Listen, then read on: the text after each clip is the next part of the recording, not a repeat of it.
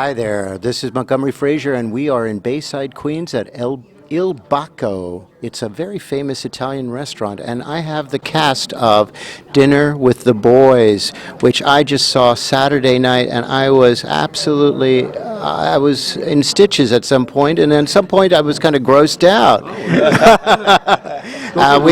This is Dan Laureate.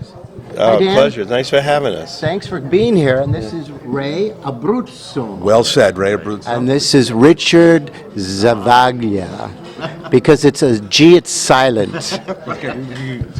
So, gentlemen, okay, this was your brainchild, right? Well, it was actually Dom DeLuise's idea. Really? Yeah. I was driving Dom from L.A. to Palm Springs for the Frank Sinatra golf tournament.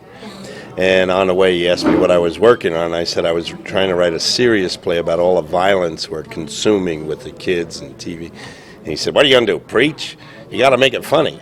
I said, "How do you make consuming violence funny?" And he said, "Well, consuming means eating." Everything meant eating to Dom.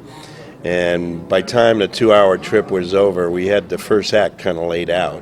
And then it took me a little while to write it. And we went over to Peter Falk's house, and we read the first act, Charlie Durning, Dom DeLuise, and Peter Falk.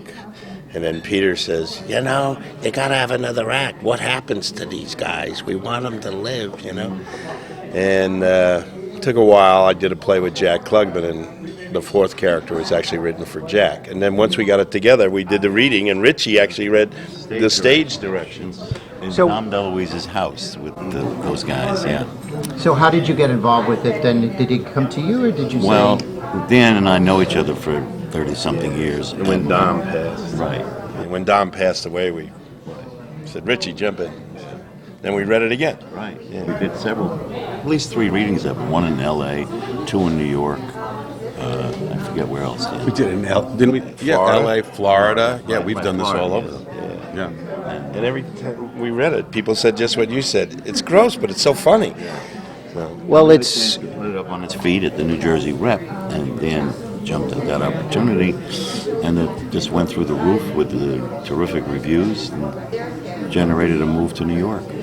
well. I thought it was like rapid fire machine gun acting. You guys were just bang, bang, bang, bang, and then you come in with these two characters that were so diametrically different. One was very Italian, and the other one was very Jewish. Okay. So, give me an idea of like what the process was when you actually put this all together, and how to stage it. When you're doing a play, the framework of it is usually established by the playwright, and this lends itself as a farce to that rapid machine gun delivery. In the way it's written, if you're an actor with experience, you realize that that's the way it has to be done, and we're all experienced actors, so you can't let the audience get ahead of you. That's another reason why it's done so the pace is quickly and it's coming on. Plus, our director, Frank Megna, always encouraged that. And I'm not a writer who acts, I'm an actor who writes. So any lines, anybody came up with a funny line, if it worked, we put it in there. Ray came up with, "What are you going to do, peel me to death?" Right. And Richie came in, Uncle Sid knows I don't cook kosher. And then I came up with the ending, and still to this day, some of the funniest lines are Dom DeLuise ad-libs. Something to do with the wrist. Oh my God!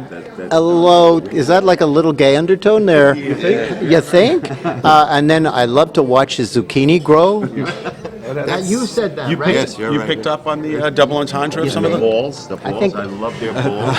Okay, wow. Right from the beginning. And let me guess, like two guys living, cohabitating in a cabin somewhere in Jersey, right? Right.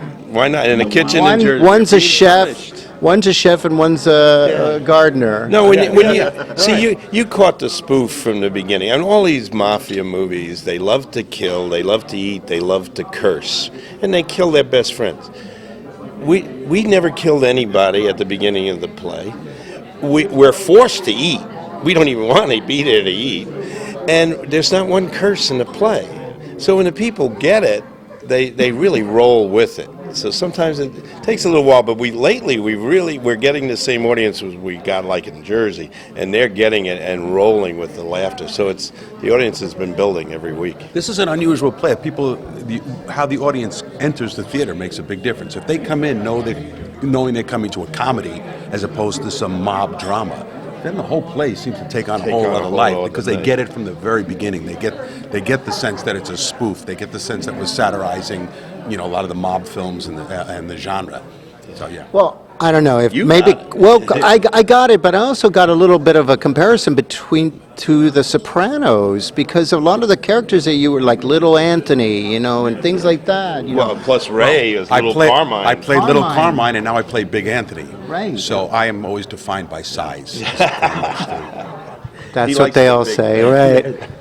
So, how did you He get? wanted to be called Large Anthony. But we said Didn't bring it. Yeah. So, give me an idea of what something like this would. I'm always interested in the cost of a production like this. well, Then you have to talk. it's not to Pat salaries on to it. the actor. That's Yeah, that's not breaking the budget. It's actors. We really lose our shirts doing plays. So, Yeah. and as far as the budget goes for off Broadway, it's really not cost prohibitive. I mean, there's no way to make the money back, no matter how well you're doing. And the investors hope that it'll be published, which we have 2 offers now to be published, and has it's done over the years to regional theaters. And this play should be done a lot because it's one set and can be done with either 3 or 4 actors. So eventually, we hope the backers will receive their money. Well, back. I think it's a cost-effective production also because you've taken it from New Jersey and you brought it to Broadway, which is a big deal. Well, off Broadway, yeah, but we couldn't bring the set. It's a different. Is that considered off-Broadway? Yes. 42nd? Yes. But it's Really? based on the size of the theater, not the Again, location. size. Yeah. That's the contract. Yeah, again, size is everything. $199, then $299, $399, $499, then Broadway. Then Broadway. So the size of the house determines the contract through Actors Equity. I was interested because I was reading the playbill on your credits, and both of you have directed before. How was it working with another director? Oh well, Frank. We've known Frank for 30 years, so that was real easy. He No, likes. the two to of you, you've directed. Yeah, but I hate to direct. I love to direct. I can't stand actors. But We've when noticed I that. act, I need a director. I can't direct myself, so I trust what. And if you respect and trust the director, I'll go with whatever he wants me to do. But the whole thing is, as an actor, and when I direct, is to fulfill the playwright's intentions. What the playwright had in mind. Now we have the playwright, and Dan knows what the intentions were supposed to be. Plus, we're friends, so we feel free to ignore his intentions. Which they do often. But it's a collaborative sport. This play was more collaborative than any new play I've ever done because Dan was in the play, because we all have 30-something years friendship between us. Plus, we're always looking, like a vaudeville routine. You're always looking for a good bit, and if you got a good bit and it fits within the context of the play. Matter of fact, some lines, Ray had a couple of lines that where he wanted to use them didn't work, but when we moved them, it worked great. And we added we could lines- put it over there. I added that all those lines circling Just the the table other night, just the other night, just last week, and we've already been Do over. you do a lot of ad-libbing because of this, or It's not did you necessarily- No, not ad-lib, we Unless something rehearsed it. we ad-lib when something goes wrong. Oh, like the other night with the props. When Oh, something yeah. happens wrong, then we'll ad-lib. But even within this, I'll say, Dan, I need a little bit more time getting around the table. What if I say this while I'm walking just to fill that time? And we'll say, all right, well, he says, we'll try it tonight. We did Yeah, it. It because worked. we had 2 jokes too close together. Yeah, so the audience was laughing, and they were missing it, so I needed space so they would get the next joke. Right. So It's One of the timing other very things I pointed out is that Frank, 35 years, Dan, 35, 40. There's like 140 years of stagecraft on that stage, collaboratively with experience. And It's a nice way to say we're old. yeah, that's No, but it's also a really different way of saying that you actually acted within a comfort level that I saw as an audience member that was you can't duplicate that. You had fun. Yeah, That's the key. And- You're going to have fun. Yeah. Exactly. Just like I'm having fun with this play, but you had fun, and I think it translated to the audience. Yes, for sure. And then the more the audience has fun, then the more fun we have. But that to me is what Broadway should be about. Not about the big pomp and circumstance, but about the actual acting and what I mean, honestly, if you break this all down, it's a play about two guys who are like have to run away, kind of cohabitate together, and you're cannibals, basically. Yeah, well, yeah. I mean, Tommy Kail, the great director, Hamilton. He directed Lombardi. He came. He says, the one problem is, how do I go home to my mother and say, Ma, you're going to love this. You're going to laugh. It's about cannibalism.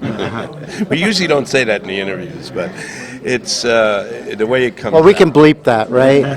But it's really about all the violence that why I wrote the play. I wanted to say something about all the violence we're consuming on video games and things, and I wanted to spoof it.